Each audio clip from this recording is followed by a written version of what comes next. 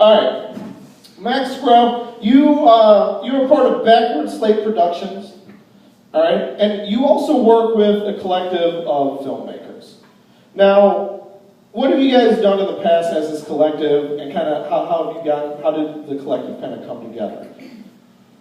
Well, really, the collective just kind of came together out of a need for us to express ourselves through making movies. Okay. I've been messing around with movies since VHS camcorder on our shoulders that we stole from my friend's mom. Okay. And have a longtime friend, Mr. Tim Mayo, and I started making movies and going to the local indie club, and kind of found some like-minded people that we just wanted to make shorts with for fun, and some music videos. Okay. And so that's the kind of stuff we've done in the past. It's mostly shorts, music videos. You mentioned the 48-hour film competition. Mm-hmm. For those of you that don't know, that's going on tomorrow at 7 o'clock. You will draw a genre, and everyone gets the same prop, character, line of dialogue. And you have 2 days to turn in a movie. Sunday you turn in a movie, 2 days, conception to completion. And we've done that. We didn't do it last year because we were busy doing something else that we'll probably talk about later. Okay.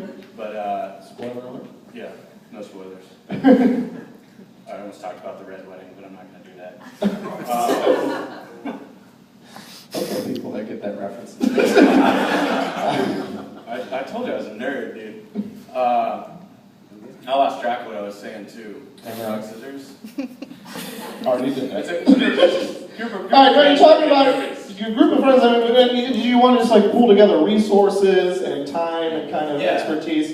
Like I'm sure a lot of you learned on your own, so you're pulling together. Hey, I know this. Hey, I have this equipment. Hey, and you kind of get together, help each other out. Is that kind of what your kind of goal is? Yeah, I essentially dropped out of film school to try and make a feature horror film, and it didn't work. So I just wanted to keep making stuff smaller so that we can learn every time. And I still learn something every time we shoot something. I learn something new. You've been making movies for like a while then, you said, VHS times? Yeah. Do you have them, I'm old enough that I have a bunch of knowledge that means nothing anymore. Are you that same way? I had a public access show in college, meaning that I know how to use a mixer board with dials and 2 VHS tapes and edit together something that's 15 minutes long that takes you 3 days to do. I have tons of options. And now kids are like, oh, use the flip and I made a sketch on the YouTube. It took me 2 minutes. And you're like, fuck you kids. The key is just surrounding yourself with people that know what they're doing. Right. That's good. So now you talk about the 48-hour film fest, but you have a movie. Now, is this Bong of the Living Dead? Yes. Is that finished?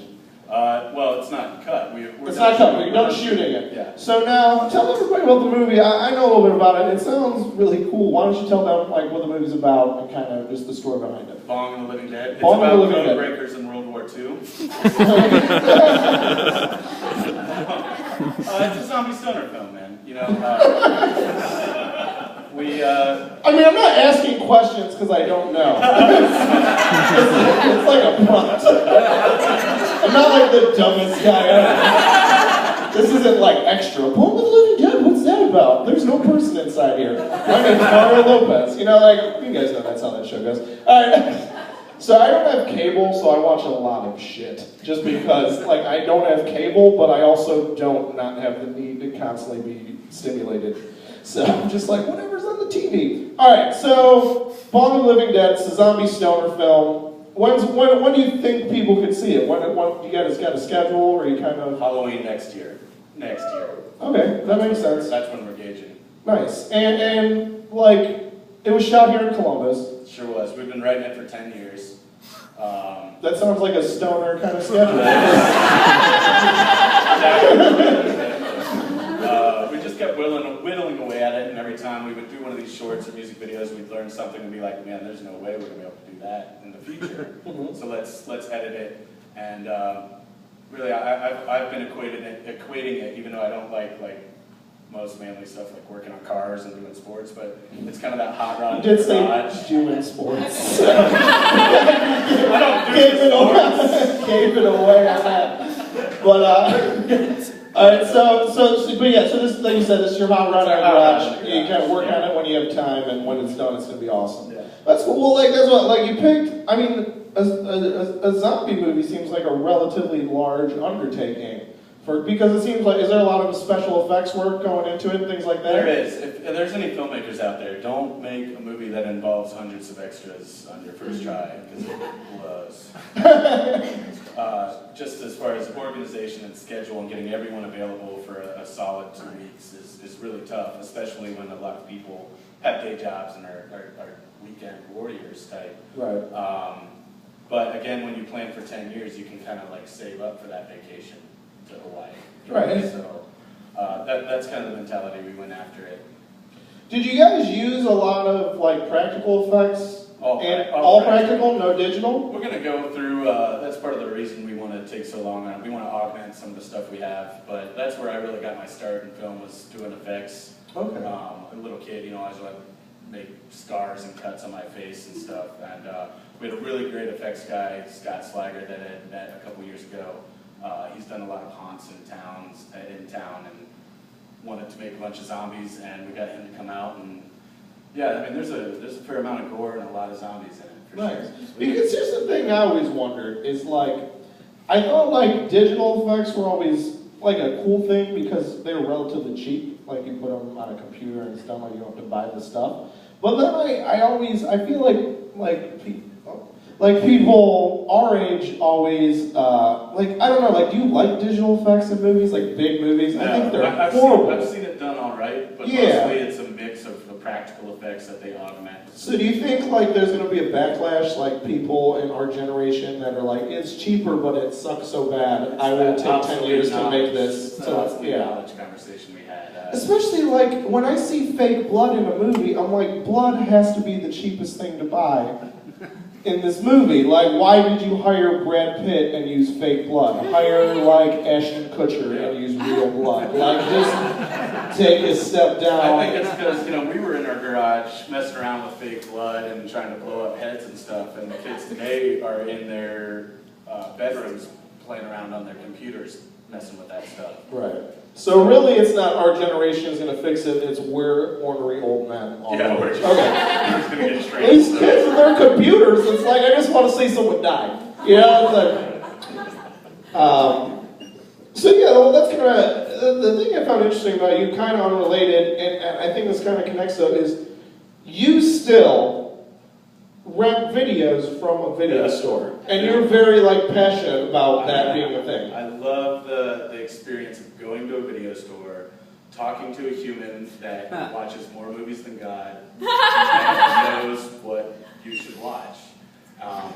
Also, there's something about just like, I think anyone that's been on Netflix experiences where you've spent an hour and a half looking for something to watch and haven't chosen anything. It's like, well, hell, if they had previews on this thing, I'd be screwed. Right. And I think half the fun is walking around and just pulling something off the shelf, and the first thing everyone does is turn the back over, and if those pictures are sweet or there's like a hot chick on there, you just rent it. Video Central on Bethel is still going strong for anyone. Yeah. That wants to rent it. Is that where you rent it? I do. Nice. Yeah. Yeah, no, I agree. I think it is like a really cool thing to go in and like they don't have it and like you're mad and then you have to wait a week so the anticipation Yeah, but builds. usually the dude behind the counter will be like, but if you want that, go watch this thing. Right. I've never heard of. And, okay. And then if you can give them shit if it's not good when you go in the next time, or if it's good, you're like, what else you got? You do have Netflix though, right? I mean, I don't personally. I steal somebody's. But yeah. There's only one person that has Netflix. Yeah, there's only one. And everyone. I never watch these on my device.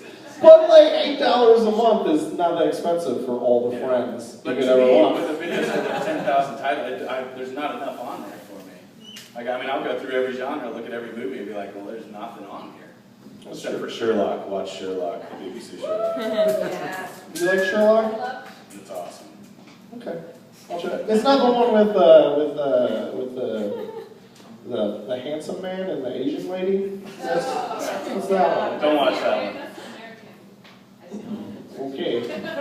Forgot what country we're in. Alright, right.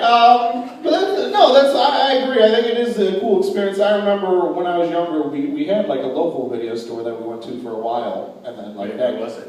This was in Cleveland. Not interested. It was on the corner of Lorraine and Stearns. I know it well. Do you really? No. Okay. So I was like, how are they doing it? Because they lost their business. So I was worried about them. But so real quick, so you said you've been making film for a while. Let's just close on this. Like, how did you get your start kind of into filmmaking? Well, I was like, I used to act as a really young kid in town with like Columbus Children's Theater, which I think is the Columbus Junior Theater now, and the Davis Center, and of course everything at school and stuff. And that's actually what I went to school for in Chicago, was acting. But like 90% of the school was film majors. All my buddies were film majors, and because the line for the acting, like one little lonely chick at the table to like schedule classes, was so long, there was just tons of people scheduling film classes. So I was like, I like movies. I work at a video store. Let's switch it up. And that's kind of how I got into it. That's awesome that you've talked about so many things that don't exist anymore, like waiting in line to This has been an awesome tour down memory lane. You had to like go to a building and it was like a career day with all these students. You had to go up to like probably a student volunteer. Right, like on a slate of rock. Pterodactyls carried it off. And then a week later they'd be like, I'm sorry, that's full. Yeah! Mail. Alright, next Groah. Everybody get over to next Groah. Check them out. This weekend at 48 Hour Film Festival's going on this weekend, and look for Bong and the Living Dead. Max, thank you very much. You can leave right there if you want, but you don't leave. Just move down a chair. Just move down a chair. And we got another great guest coming up.